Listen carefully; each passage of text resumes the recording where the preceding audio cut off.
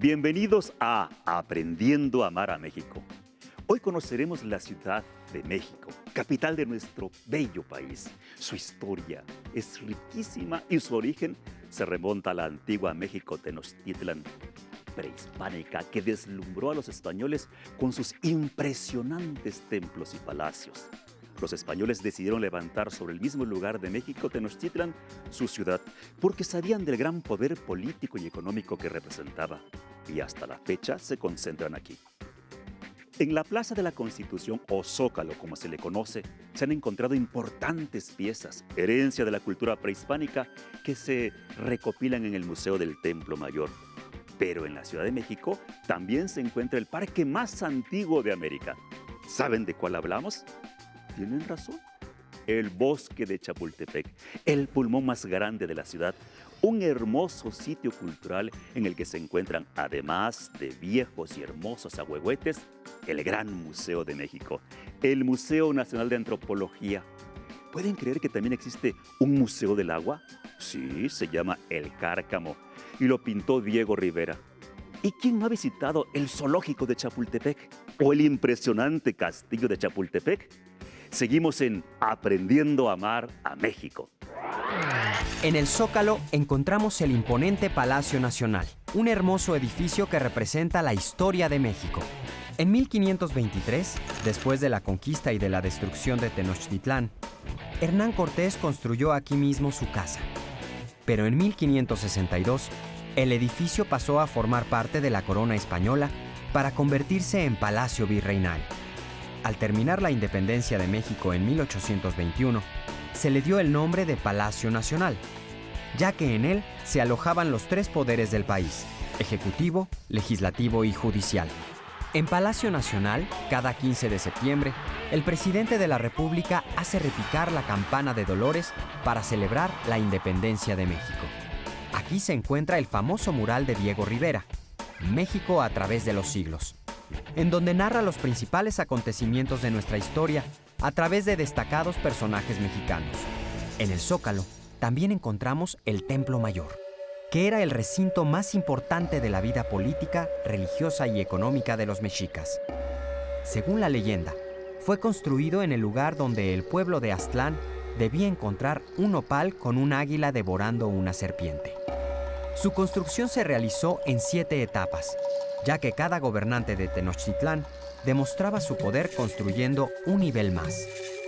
Esta zona arqueológica fue descubierta por casualidad en 1978, y de esta manera se logró rescatar buena parte del templo y el recinto ceremonial. En 1987 se construyó el Museo del Templo Mayor, que cuenta con 8 salas en donde se exhiben objetos precolombinos que provienen de más de 110 ofrendas descubiertas en el templo. El hallazgo más importante fue el del monolito circular de la diosa lunar Coyolxauhqui, que es simplemente impresionante.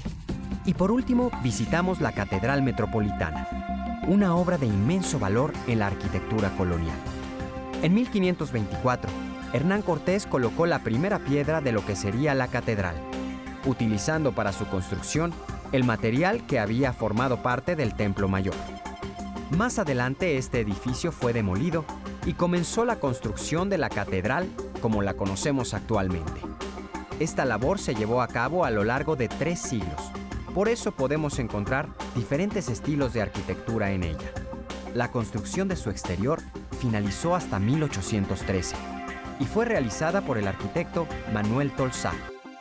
La sacristía es un sitio espectacular que guarda diferentes tesoros religiosos y murales de pintores reconocidos de la Nueva España. Uno de los elementos más impresionantes de su interior es el coro con estilo barroco, 2 órganos monumentales y un mobiliario que proviene de las colonias asiáticas del Imperio Español.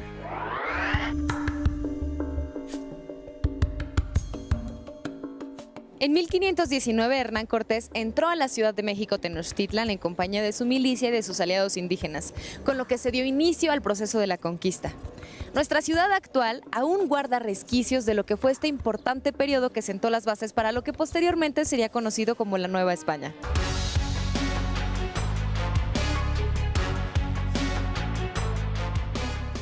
nos encontramos ahora? Nos encontramos en el Hospital de Jesús, estamos sobre la calle de República del Salvador y Pino Suárez. En esta esquina se encuentra una reproducción de una pintura en la cual se representa el momento en que Moctezuma se encuentra con Hernán Cortés. Según la tradición, este es el punto exacto donde ambos van a tener esa famosa entrevista a la llegada de Cortés a la Ciudad de México.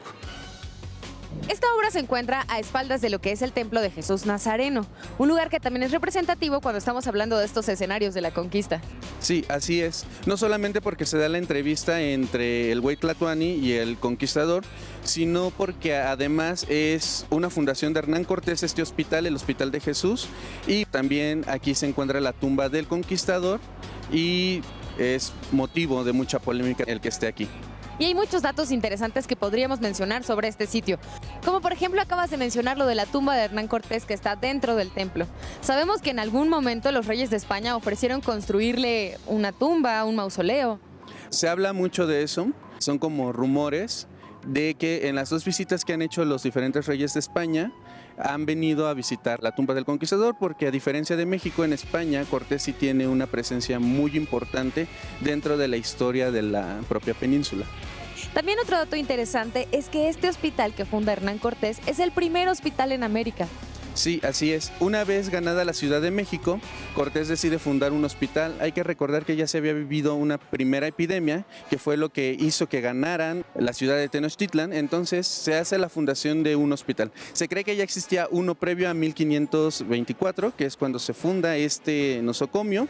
Ya para 1524 ya es un hospital para indios, donde se van a fundir tanto las técnicas medicinales de España o las traídas de Europa con la herbolaria mexica.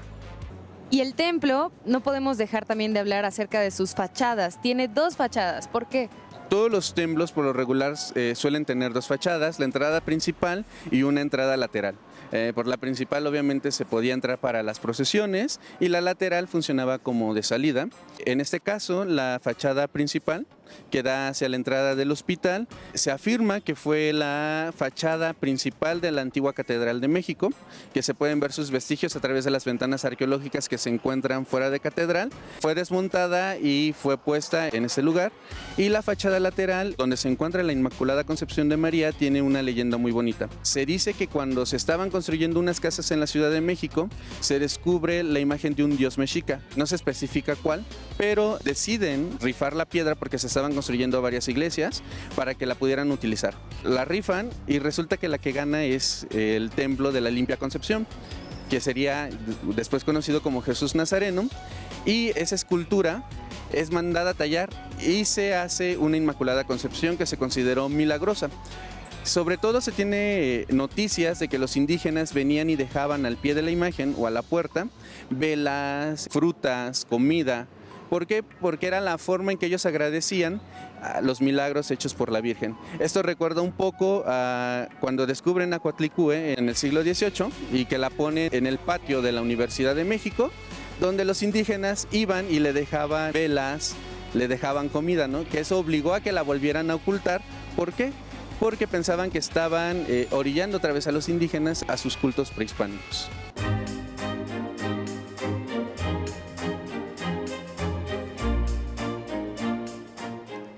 Ahora nos encontramos en el Templo Mayor. Este es un sitio arqueológico que se encuentra a un costado de la Catedral Metropolitana. Es una parada obligada para todos los turistas que nos visitan y por supuesto también para todos los mexicanos, puesto que este no solo es un escenario importante de nuestra historia, sino también lo fue de la conquista. Así es, en 1520, en el mes de mayo, se celebraba la fiesta de Huitzilopochtli, Tezcatlipoca, en donde se reunían los soldados y los nobles indígenas en la pirámide del Templo Mayor o en el Templo Mayor. Y Pedro de Alvarado, que se había quedado a cargo del cuidado de la ciudad de Tenochtitlan porque Cortés se había ido a Veracruz ante la amenaza del gobernador de Cuba, decide que quería ver la fiesta, ¿no? Cómo se llevaba a cabo. Y le pide a Moctezuma que reúna a los nobles y a los soldados. Y así se hace. Ya una vez reunidos, como no tenían armas porque iban a celebrar, Pedro de Alvarado inicia una ofensiva en contra de ellos. Y empieza un asesinato masivo dentro de lo que fue la pirámide. Y resulta que eso enardece a la gente porque se aprovecharon de soldados que estaban sin ningún tipo de protección. Y eso provocará que cuando llegue Cortés encuentre que hay una revuelta indígena. Oye, Sergio, ¿y en qué momento es cuando podemos empezar a disfrutar del Templo Mayor? ¿En qué momento se descubre? ¿Cómo es que ahora forma parte de los sitios más visitados aquí en el centro histórico? En la segunda mitad del siglo XX, cuando se inician las construcciones de la línea 2 del metro, cuando están escarbando en el centro histórico, no solamente se descubren los vestigios de lo que era el Templo Mayor, sino una serie más de monolitos, ¿no? Por ejemplo, Coatlicue, que es una de las piezas principales que se encuentran. Entonces deciden cambiar un poco la ruta del metro. ¿Por qué? Porque deciden salvar los vestigios que ya se habían encontrado de lo que fue el Templo Mayor. Se sabía que existía, pero no se tenía conciencia hasta qué punto existía esta zona, ¿no? Una vez que la encuentran, se compran o se expropian las casas que estaban en estas manzanas y se da inicio a las excavaciones sistemáticas que todavía se llevan a cabo. Posteriormente se decide que solamente se iba a conservar esta parte abierta al público, una zona arqueológica abierta al público. Porque pasa algo interesante, es como Roma. En Roma, donde escarbe la gente va a encontrar vestigios de su pasado. El centro histórico de la Ciudad de México es similar. En donde quiera que se escarbe de este primer cuadro, se van a encontrar muchos o algunos de los vestigios de ese pasado prehispánico y no solamente colonial. Pero es muy difícil porque tienes que decidir entre lo que tienes y lo que está. Porque muchas veces lo que tienes es lo que está mayormente conservado y lo que está debajo son vestigios.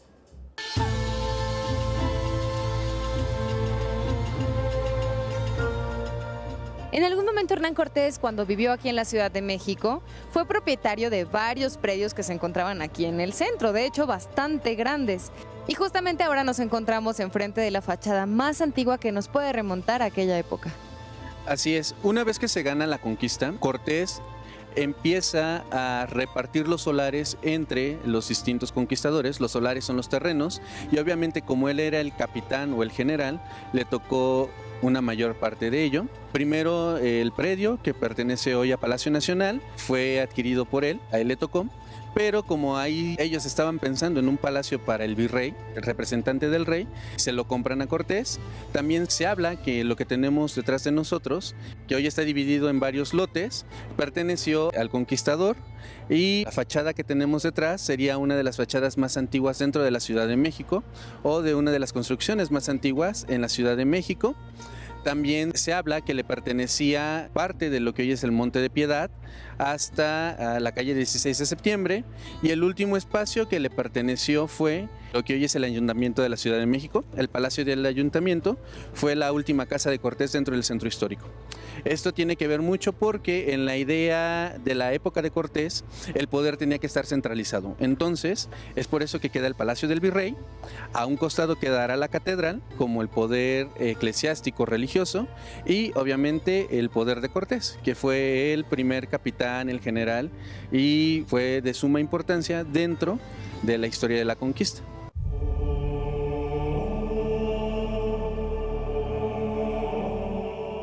Aquí en el centro histórico de la Ciudad de México hay otro punto que nos refiere qué sucedió después de la matanza cometida en el templo de Tezcatlipoca, también conocida como la Noche Triste. ¿De qué punto estamos hablando, Sergio? Bueno, estamos en la esquina de la calle de Tacuba con República de Chile. Se encuentra una hornacina que representa a la Virgen de los Remedios. Podemos ver que la Virgen está sobre un maguey porque habla mucho de su historia. Una vez que se hizo la matanza y que los españoles se quedaron dentro de la ciudad, Cortés decide que tienen que escapar. Toman los lingotes de oro que habían hecho con el tesoro de Moctezuma y otras piezas que tenían y empiezan a escapar. Para ello construyen un puente que pudieran poner en las diversas partes de la acequia para poder pasar. Para el ejército español es una tragedia porque antes de llegar al punto final caen muchos soldados al agua, al lago de Texcoco. Esto llevará a otro pasaje por Metro Popotla, donde todavía están los vestigios del árbol de la Noche Triste, donde supuestamente Hernán Cortés lloró la desgracia de haber perdido una batalla. Y una batalla que lo dejó sin muchos españoles, sin el tesoro, y que al final de cuentas se convirtió en parte de la historia de la conquista de la ciudad de Tenochtitlan. Así que esta Virgen nos recuerda ese pasaje de la historia que nos lleva también a otro punto de la ciudad, lejos del centro histórico, pero nos damos cuenta cómo todo está conectado, Sergio. Sí, así es, porque una vez que salen de Popotla, Hernán Cortés logra como reunificar lo que quedaba de su ejército, incluida a la Malinche que había logrado escapar, con una hija de Moctezuma. Se dirigen al pueblo de Tacuba, en donde está el cerro de Totoltepec, que hoy es una reserva ecológica, la Reserva Ecológica de los Remedios, y supuestamente ahí existía una pirámide, un templo, y debajo de un maguey que estaba cerca, un soldado de Cortés oculta una pequeña imagen de la Virgen María de alrededor de 25 a 30 centímetros, que también, según las narraciones de la época, fue la que Hernán Cortés había puesto en el Templo Mayor. Y que en esa noche triste uno de los soldados subió los 47 metros que medía la pirámide para poderla rescatar, y ahí la depositan. 20 años después de la conquista de México, un indio de nombre Juan Tobar salió a cazar al monte y dice que se le aparece una mujer y que esa mujer estaba exactamente vestida como la habían visto en la noche triste. Eso quiere decir que este vidente, Juan Tobar, había participado en esa batalla.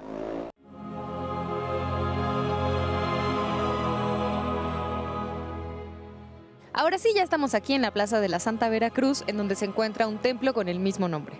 Así es. Detrás de nosotros está el templo de la Santa Veracruz, que fue fundado por Hernán Cortés, y se dice que es el primero que se funda en México.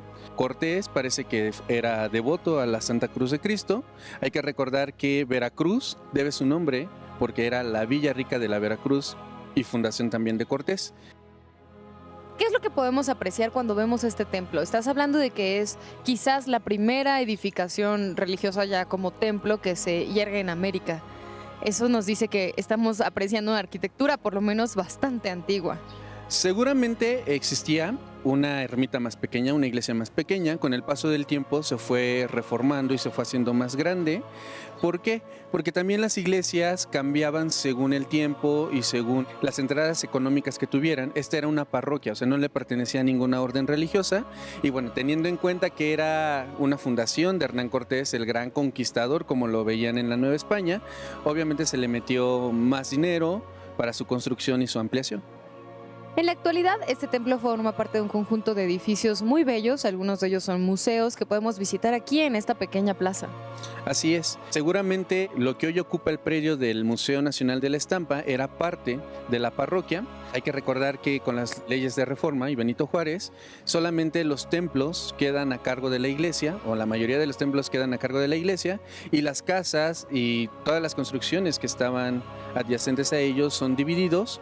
Y bueno, enfrente tenemos el Franz Mayer, el Museo Franz Mayer, que ocupó parte del Hospital del Amor de Dios, y a un lado se encuentra la iglesia de San Juan de Dios, quienes eran los que atendían este nosocomio. Y bueno, es un ejemplo de cómo estas construcciones no terminaron siendo vecindades y ahora se dedican a esta cuestión cultural.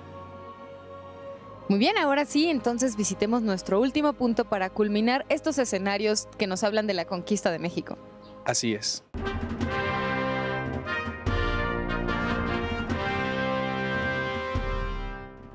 Ahora nos encontramos afuera del Templo de San Hipólito, mejor conocido como la Iglesia de San Judas Tadeo, porque aquí cada 28 de octubre se celebra este santo. Y seguramente se está preguntando qué tiene que ver este lugar con la conquista. Bueno, es lo mismo que yo te pregunto, Sergio. En 1521 se da el último asedio de la Ciudad de México. El 13 de agosto, Hernán Cortés por fin derrota a los mexicas, a Cuauhtémoc, y ese día se celebra a San Hipólito. Él era un militar romano. Se le construye esta iglesia a las afueras de la ciudad, en el lugar donde habían muerto muchos españoles e indígenas en la Noche Triste. De hecho, al primer templo se le conoció como la Ermita de los Mártires. Una vez ya que se llevó a cabo la conquista, se empieza a construir la iglesia del patrón de la ciudad, porque San Hipólito se convierte en ese patrón y lo podemos observar en la fachada principal de la iglesia. Él está ahí. Era muy importante esa fiesta, se celebraba con una procesión que se llamaba la Fiesta del Pendón, que era el estandarte de Hernán Cortés. Se llevaba en procesión desde aquí hasta la Catedral Metropolitana para recordar esa gran justa, porque en efecto para ellos representaba uno de los grandes momentos en la historia de España, y no solamente en la historia de España, sino en la historia universal, porque Hernán Cortés había logrado vencer a uno de los grandes imperios de estas tierras. El Ángel de la Independencia en realidad es una victoria alada colocada sobre una imponente columna. El máximo símbolo de esta ciudad eleva sus alas en medio del hermoso Paseo de la Reforma.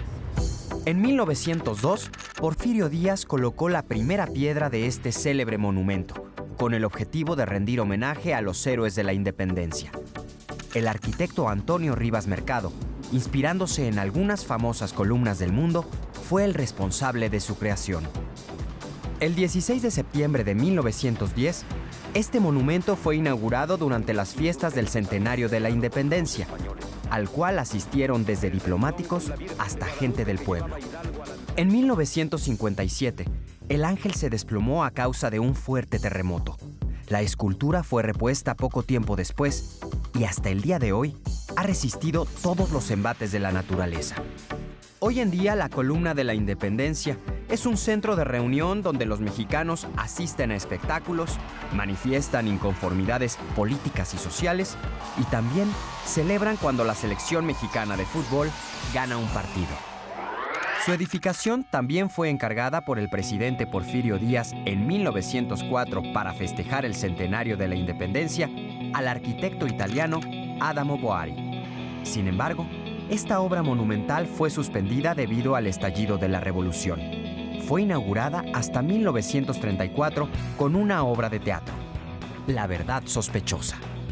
En la sala principal se puede apreciar el deslumbrante telón que pesa 24 toneladas, decorado con la imagen de los volcanes Popocatépetl e Iztaccíhuatl, el cual fue encargado a la Casa Tiffany de Nueva York. Sus pasillos están adornados con obras de los tres grandes muralistas mexicanos: David Alfaro Siqueiros, Diego Rivera y José Clemente Orozco.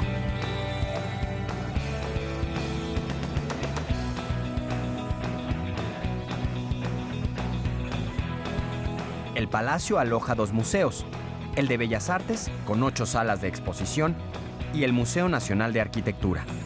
Hoy en día es la sede principal de la Orquesta Sinfónica Nacional, la Compañía Nacional de Danza, la Compañía Nacional de Ópera y el Ballet Folclórico. En este hermosísimo palacio se han presentado grandes artistas de talla internacional como María Callas, Rudolf Nureyev, Luciano Pavarotti, Plácido Domingo, entre muchísimos más. La antigua Basílica de Guadalupe fue en realidad el cuarto templo dedicado a la Virgen de México. Su construcción comenzó en 1695 y funcionó durante muchos años. Sin embargo, la estructura del templo se vio seriamente afectada debido al hundimiento de sus cimientos. Por ello, se decidió construir una nueva basílica. La construcción de la nueva basílica comenzó en 1974 y fue obra del arquitecto Pedro Ramírez Vázquez. Su diseño es circular a fin de que la imagen de la Virgen en el altar pueda apreciarse desde cualquier punto del templo. Este santuario tiene capacidad para 100,000 fieles y es visitado por millones de peregrinos cada año, especialmente el 12 de diciembre, Día de la Virgen de Guadalupe, símbolo del mestizaje y la mexicanidad. Los peregrinos llegan de diferentes partes de la República para pagar sus mandas y agradecer con flores y velas las peticiones que la Virgen les concede. En este recinto, el Papa Juan Pablo II celebró misa en sus visitas a México. La más importante fue, sin duda, la canonización del indígena Juan Diego. En el atrio, es posible ver diferentes actividades de grupos indígenas. Además, puedes visitar el Templo del Cerrito, la Parroquia de Indios, la Capilla de las Capuchinas y la Capilla del Pocito. La colonia Hipódromo Condesa, mejor conocida como La Condesa, ha fusionado notables ejemplos de arquitectura, desde el Art Deco hasta la ecológica arquitectura actual. La Condesa es uno de los lugares preferidos de propios y extranjeros debido a su ambiente relajado y su carácter cosmopolita. Este barrio cuenta con hermosas calles, glorietas con fuentes Art Deco y agradables áreas verdes como el Parque México y el Parque España, este último dedicado a los múltiples refugiados españoles. Existen actividades al aire libre, teatro rodante, exposiciones y tianguis, La Condesa cuenta con terrazas, bares, galerías, boutiques y centros de espectáculos donde conviven ejecutivos, estudiantes, artistas, actrices y vecinos de toda la vida, que brindan un ambiente bohemio. Compartiendo el lugar número 7 de nuestra lista, nos encontramos en la Roma, que nace en la época colonial con la fundación de la Hacienda de la Romita. Estamos sobre el hermoso camellón de la avenida Álvaro Obregón. Entre árboles encontramos fuentes y esculturas clásicas y el famoso Tianguis del Libro. Desde sus inicios, familias ricas comenzaron a construir enormes mansiones de estilo Art Nouveau. Algunas han sido declaradas como patrimonio cultural, tales como la Casa Lam, los apartamentos Balmori y el edificio Río de Janeiro. En la Roma también hay una gran variedad de restaurantes y cafecitos al aire libre, así como galerías de arte, boutiques, librerías y pequeños hoteles remodelados. Nos encontramos en el lugar de los coyotes, mejor conocido como Coyoacán. Coyoacán tiene sus orígenes en la época prehispánica, pero adquiere importancia poco después de la caída de Tenochtitlán, ya que aquí se estableció temporalmente la capital de la Nueva España. En este pintoresco barrio todavía podemos ver algunos edificios virreinales, aunque la mayor parte de las casas señoriales y de las rústicas viviendas de adobe corresponden al siglo XIX y principios del siglo XX. En sus calles se reconoce un ambiente intelectual por la gran cantidad de artistas que viven aquí y que aún conserva un ritmo provinciano, pues fue un pueblo cercano a la capital, pero con el tiempo se convirtió en un barrio más. Se puede visitar la Casa Museo de Frida Kahlo, la Casa Museo de León Trotsky, el Museo Nacional de Culturas Populares y ya de paso, comprar artesanías en el mercado. Venir un domingo a pasear a Coyoacán tiene su encanto, ya que podemos disfrutar un buen café, comer todo tipo de antojitos mexicanos o comprar un helado en sus festivas plazas. El pueblo de San Ángel tiene su origen en la época colonial cuando se fundó el Convento del Carmen. Hoy en día, el barrio conserva un entorno tradicional y muy mexicano con sus portones y hermosas residencias. En la hermosa plaza de San Jacinto encontramos el famoso Bazar del Sábado, donde hay artesanías y pintura de distintas regiones del país. Cada fin de semana asisten artistas plásticos para exponer y vender su obra, y así se forma una verdadera galería al aire libre.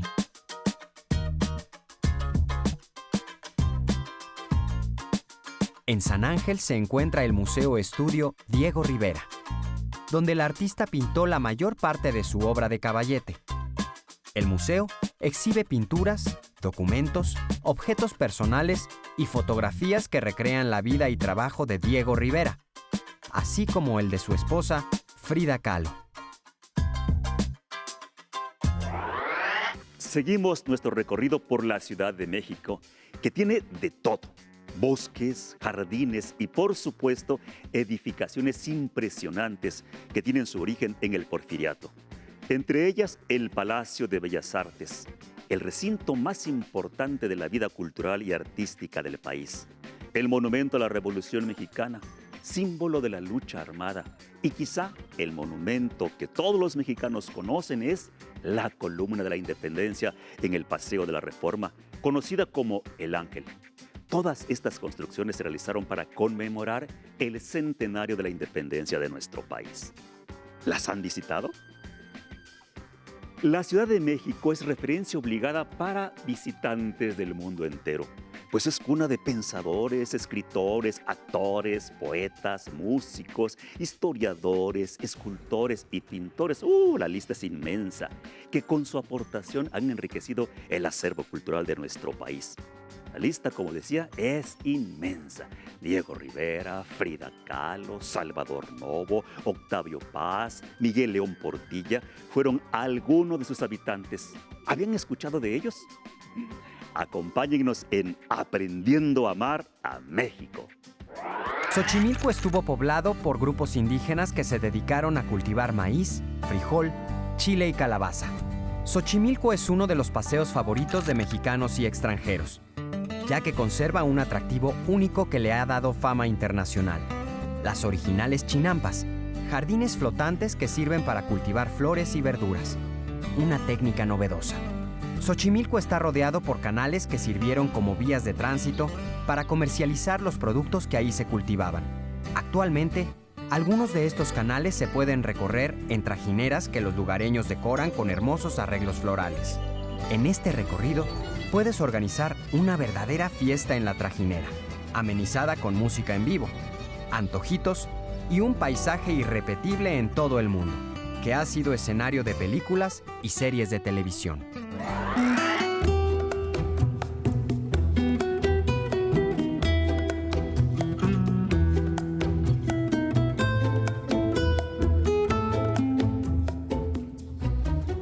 Aquí en Xochimilco hay diferentes paseos que podemos disfrutar. Normalmente lo que conocemos todos es subirnos a una trajinera, degustar la comida típica que pasan vendiéndonos, escuchar algo de música. Pero yo creo que una de las cosas más interesantes que podemos hacer entre los canales es conocer las chinampas. Y aquí está Gabriel con nosotros para contarnos un poquito acerca de cómo podemos hacer un paseo diferente. Por ejemplo, ahorita nosotros, Gabriel, muchas gracias por estar aquí en De Todo. Cuéntanos dónde estamos. Alex, pues ahorita nos encontramos en la chinampa Xochiquetzali. Aquí en esa chinampa les explicamos todo lo que es el proceso de siembra, por qué Xochimilco obtuvo el patrimonio cultural de la humanidad, que esto es a través de nuestros antepasados, los aztecas, que crearon las chinampas. Las chinampas está en náhuatl, que quiere decir entretejido de ramas y cañas, y a raíz de eso crearon lo que fueron las chinampas, porque ahí se lleva a cabo el proceso de siembra del chapín. Este recorrido, bueno, lo empezamos desde el embarcadero Belén, con trajinera Xochiquetzali. Pasamos por parte de la zona turística para llegar a lo que es la reserva ecológica. Pasamos por una plataforma, porque en Xochimilco tenemos ya 2 niveles de agua. Con esos asentamientos que hemos tenido con los temblores, tenemos ya 2 niveles de agua. Por medio de la plataforma llegamos aquí a la reserva ecológica, que es donde estamos ahorita, en la chinampa Xochiquetzali.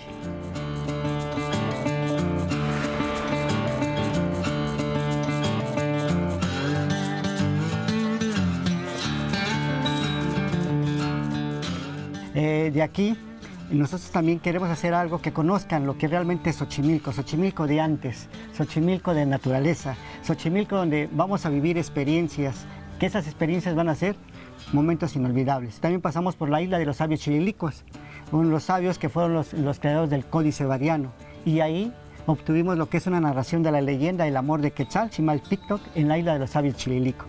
Que eran sus frutos, sus verduras, sus flores, y cubrió con ellos el cuerpo de su amada. La cuidó día y noche, y se decía que lo que había encontrado en este mundo se le había ido, que el tesoro más grande que él tenía se le había escapado de las manos. Creo que esto es muy importante porque incentiva el turismo, no solamente extranjero, sino también local, que los que vivimos aquí en la Ciudad de México conozcamos un poquito más de lo que hay tan cerca. Efectivamente, Alex, ¿qué pasa? Hay algo muy importante, porque ahora nuestros niños, nuestros jóvenes, desconocen, nos llevan sorpresa que desconocen los colores, la forma, para qué sirven las plantas, cómo nace una granada, cómo se desarrolla, desconocen eso. Y aquí es donde los invitamos, los llevamos de la mano para que lo hagan y vean todo el proceso que tenemos. Y eso también lo hacemos con nuestros compañeros, con mi campesino, el señor Manuel, que como siempre lo conocemos aquí como mi compadre. Es el que nos lleva toda la explicación y ahorita nos va a dar una explicación muy amplia y de conocimiento también, y de aventura.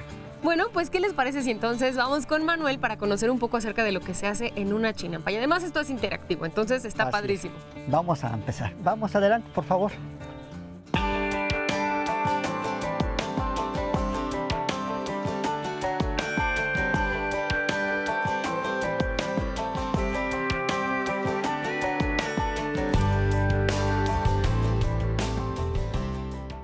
Tenemos más o menos idea de qué es una chinampa, pero aquí está don Manuel con nosotros para explicarnos qué es una chinampa, cuál es el origen de las chinampas, don Manuel.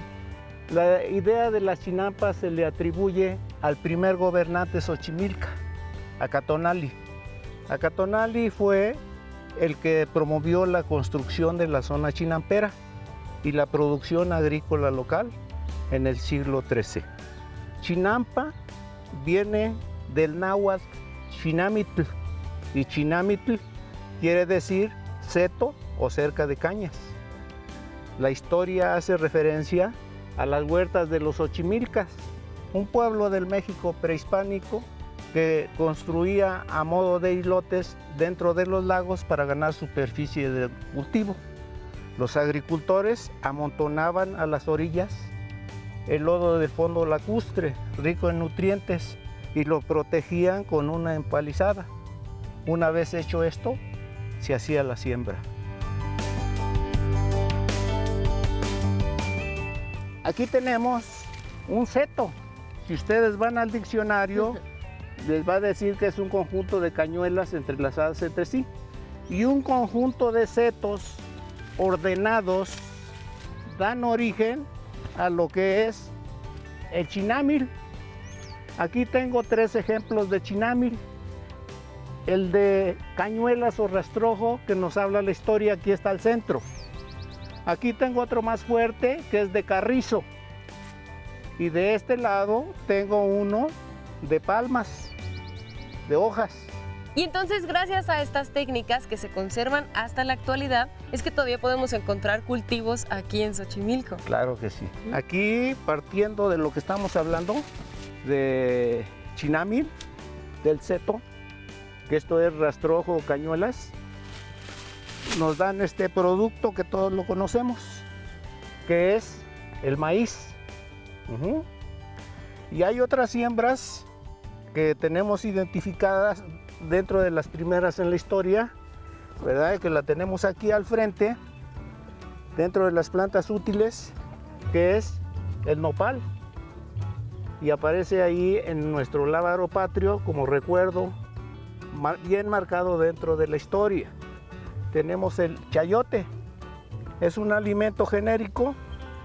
¿Qué quiere decir? Que sirve para que se alimenten todos, pero en especial tanto el nopal como el chayote, que son espinosos y carnosos por dentro, lo prefieren los diabéticos.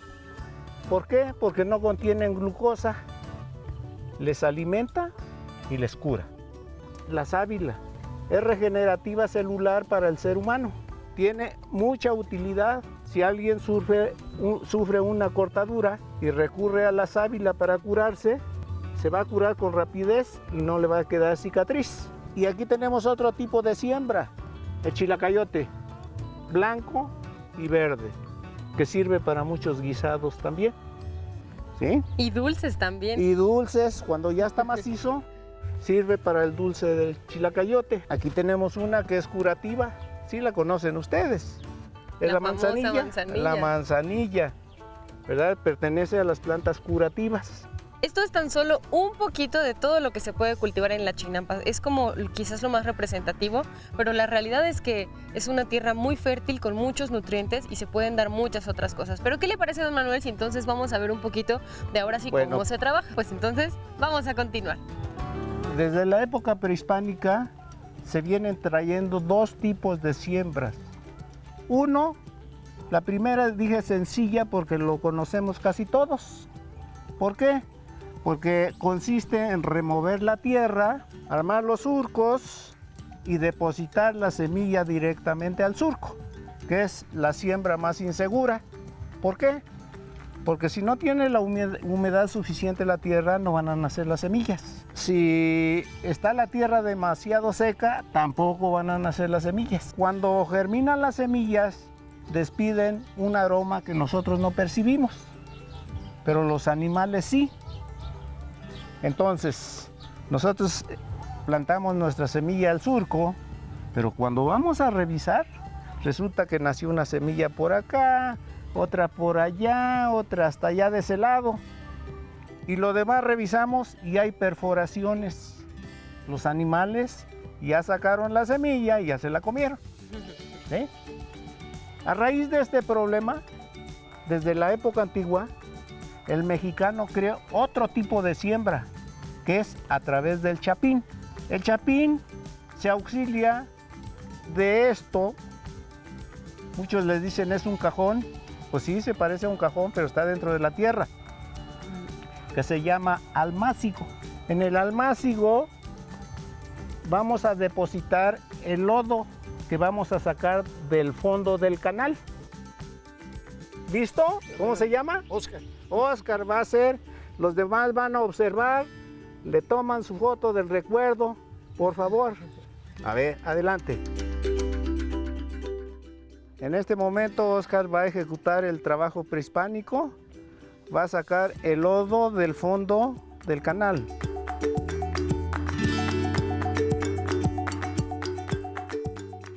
Nos interesa el lodo, no el agua, Oscar.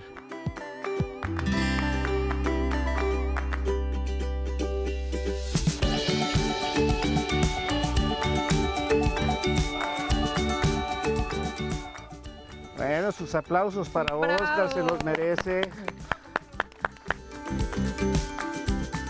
Les decía hace un momento que se saca el lodo suficiente de acuerdo a la cantidad de chapines que queremos, la cantidad de plantas. Bueno, aquí está el lodo ya, está oreado. Ya le hicimos las perforaciones aquí al centro. Ahora vamos a colocar las semillas. Aquí ya comenzamos en esta fila con el maíz rojo. De este otro lado ya tenemos otra fila colocada con maíz blanco. Lo más que se pueden colocar en un chapín son 6 maicitos. A ver, Ale, si me auxilia por favor. Claro. Mire, ¿cuántas lleva? 4. 4 y 2, 6. En la perforación que usted guste.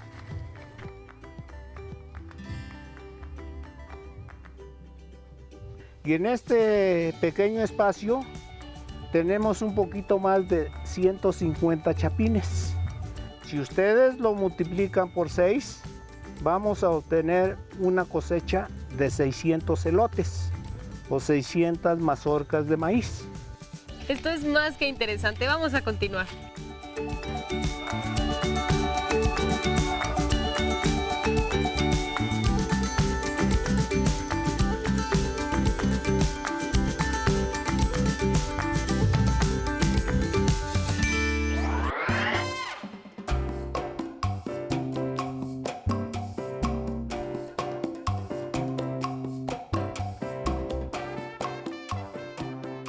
Como parte de la vida cultural aquí en Xochimilco, en el pueblo de Santa Cruz, se imparten clases de danzón. Son clases a las que llegan muchísimas personas, todo el mundo se divierte y son impartidas por la maestra Lucy. Maestra, cuéntenos acerca de estas clases. Pues sí, ahí en el Museo de Santa Cruz se imparten clases de danzón, por lo general puro adulto mayor. Pero si quieren ingresar niños y niñas o jóvenes, no hay ningún problema. Se aceptan de todas las edades. Claro, es que el danzón es precioso, a todo el mundo se le antoja bailar una buena pieza. Además, son movimientos que requieren en realidad una disposición corporal que es muy fácil para todo el mundo, ¿no? No necesitas ser un experto ni tener muchísima condición física, solo tienes que disfrutar la música. Y la cadencia, el movimiento de las mujeres, de los hombres, su gallardía, el vestuario. Ya cuando se dan exhibiciones de danzón, pues ya se ve un poquito más diferente. Pero así es en Xochimilco, las clases de danzón. ¿Cuál es el motivo de impartir clases de danzón, maestra Lucy? Bueno, yo en mi caso personal lo tengo como baileterapia, porque los adultos mayores, cuando ya se jubilan, buscan actividades y a las personas que les gusta el baile, se van por el danzón. Entonces ahí ya su tiempo que ellos antes tenían en el trabajo, ahora lo dividen entre sus clases de danzón o alguna otra actividad. Pero así la tengo yo como baile terapia. Baile terapia. Es fantástico porque entonces las personas pueden disfrutar no solamente de ir a bailar, sino también de toda una comunidad que ustedes han conformado, una comunidad de baile. Sí, porque además cada 2 meses hacemos cumples. Y entonces pues nos vamos a las chinampas, nos vamos a las trajineras y pues a disfrutar lo que es Xochimilco. Exacto, a disfrutar de Xochimilco y de la música que es tan importante. Muchísimas gracias, maestra Lucy. Al contrario, para servir.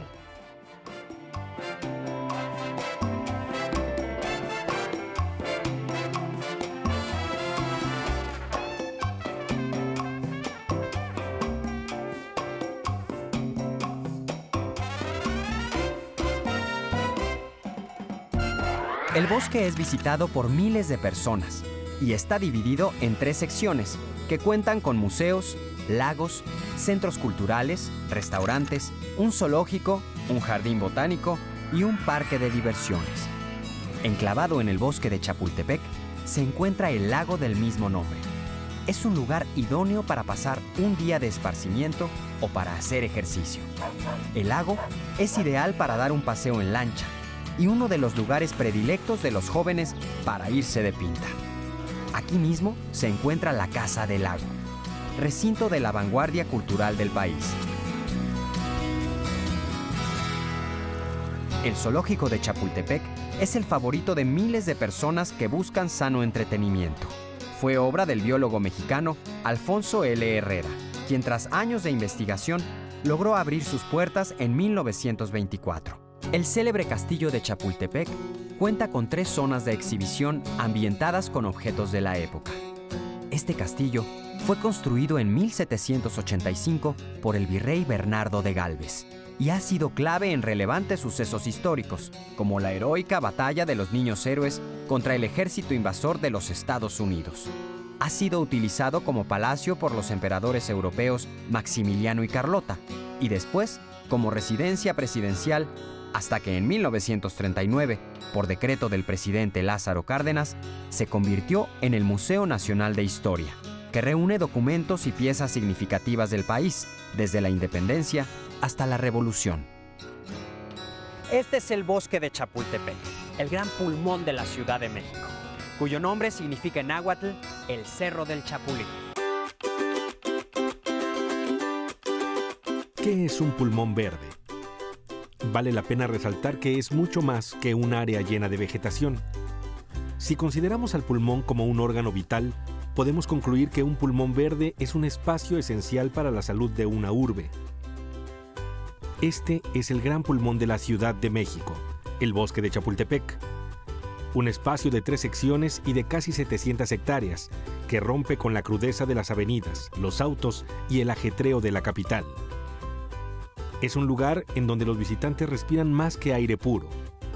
Aspiran también un poco de cultura, de historia, de identidad. Se respira la energía que desprenden ahuehuetes de más de 800 años. El trémulo cristalino de los lagos, lo que sueñan miles de familias que lo visitan. La exquisita oferta de sus museos y espacios recreativos. Por ello resultó tan grato que la organización World Urban Parks reconociera sus aportaciones y, ¿por qué no?, parte de su magia forestal, y lo nombrara el mejor parque urbano del mundo. Chapultepec, área de valor ambiental desde 2003, preserva parte de la grandeza mexica desde el siglo XIV. Y en pleno siglo XXI se mantiene como un bosque vivo y dinámico. Para comprender un poco la importancia de Chapultepec, vale la pena echar un vistazo a algunos sitios clave. Comenzaremos con el más popular. Esta reja es el acceso a nuestra Arca de Noé contemporánea, un escaparate de las más variadas formas de vida animal, al alcance de los capitalinos y sus visitantes. El zoológico de Chapultepec es un buen amigo de la ciudad. La primera piedra se colocó un 6 de julio de 1923. Tiene una magia especial que le aportan 985 ejemplares de 195 especies.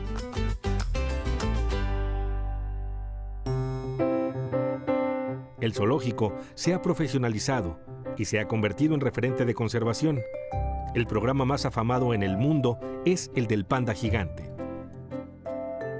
Comenzó en los años 70 cuando China donó a México 2 ejemplares como gesto de amistad. Pepe y Jing Jing registraron el primer nacimiento exitoso fuera de su país, el de la hembra togui en 1981.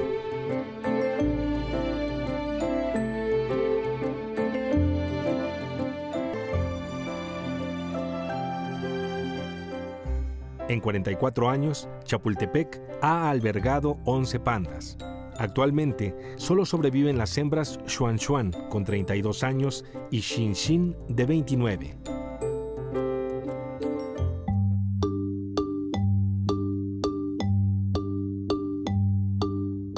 El zoológico constantemente registra buenas noticias.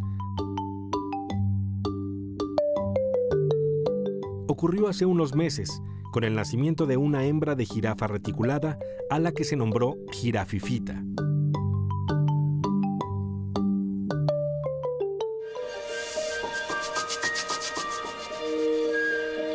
Aquí se han reproducido diversos ejemplares, hienas moteadas, ajolotes mexicanos, cóndores de California y lobos mexicanos.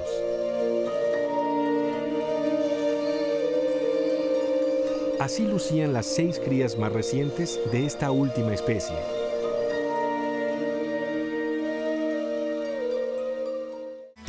El zoológico de Chapultepec, con más de 9 décadas, alberga grandes recuerdos y anécdotas.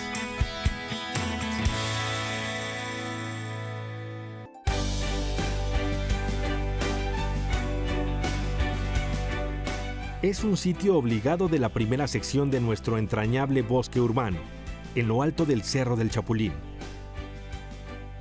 Un lugar afortunado que tiene todo: belleza, historia y energía. Es el Castillo de Chapultepec. Lo mandó construir el virrey Matías de Gálvez en 1780.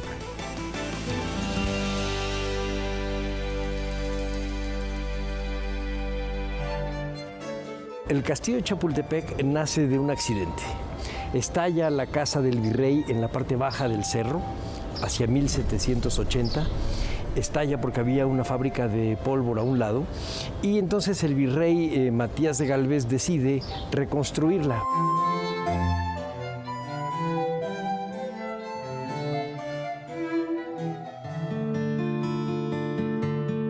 Tuvo diversos usos.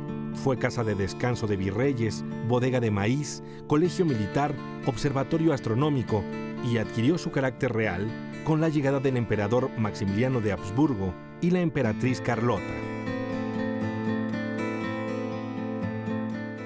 El castillo de Chapultepec es el único castillo de América porque en él vivió un emperador, Maximiliano de México, quien gobernó nuestro país entre 1864 y 1867. Por esa razón es verdaderamente un castillo. Esa es una postura que se tiene para definir que un castillo es castillo. En 1872, el castillo se convirtió en residencia presidencial hasta 1938, cuando Lázaro Cárdenas decidió que albergara el Museo Nacional de Historia, inaugurado en 1944.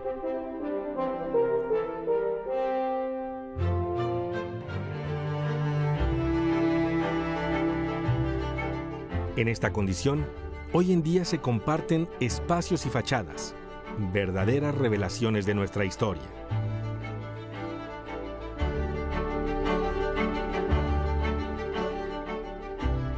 Estamos en la sala introductoria del Alcázar, donde se encuentran objetos de Maximiliano de Habsburgo, quien intentó hacer de nuestro país un imperio bajo el auspicio de Francia. Benito Juárez, quien nos encaminó por la senda republicana, y el controvertido dictador Porfirio Díaz.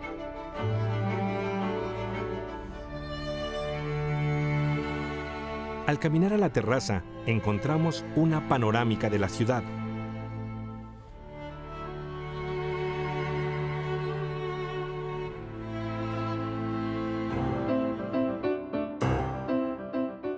En la parte alta del Alcázar se encuentran espectaculares vitrales elaborados en París.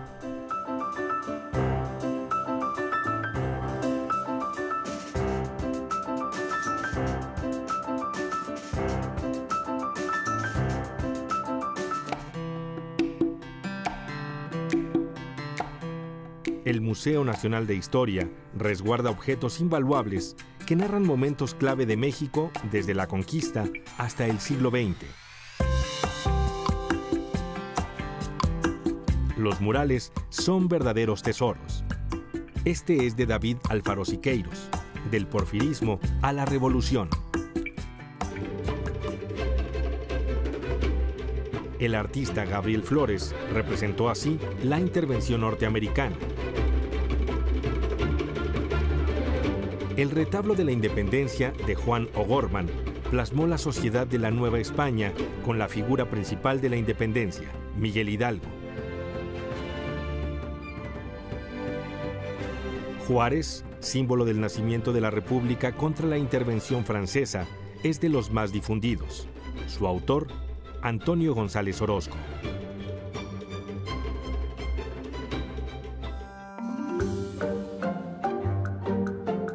El castillo, como parte del bosque, ofrece a los visitantes realeza, naturaleza e identidad.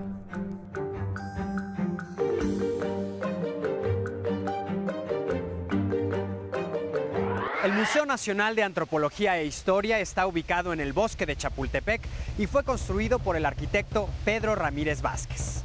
Este museo, inaugurado en 1964, exhibe la colección más valiosa de objetos prehispánicos de diferentes civilizaciones que poblaron el territorio nacional. Aquí se resguarda la identidad y cultura de todos nuestros grupos étnicos, con sus tradiciones y costumbres. El Museo de Antropología está organizado por zonas geográficas y grupos culturales, y tiene una sala de exposiciones temporales temáticas en la Sala de las Culturas Indígenas. Las salas del Preclásico, de Teotihuacán, la Tolteca, la Maya y la Mexica, entre otras, recrean la evolución cultural, política y artística que se dio en el México precolombino. Venir aquí es realizar un viaje a nuestro inigualable pasado prehispánico. Sin duda, la Ciudad de México está llena de cultura, historia e identidad. ¿No les parece? Pero aún hay muchos más estados que conocer en Aprendiendo a Amar a México. ¡Qué hermoso es nuestro país! Para conocer más del tema, puedes consultar algún libro en tu casa o en internet. Lee con paciencia y pide ayuda a un adulto si algo no entiendes o aún no lees, o necesitas ayuda para resolver tus dudas, contáctanos. También puedes encontrar los libros de texto en la página conalitec.cep.gov.mx. Si quieres volver a ver los programas de Aprende en Casa, los puedes encontrar en la siguiente liga: aprendeencasa.cep.gov.mx.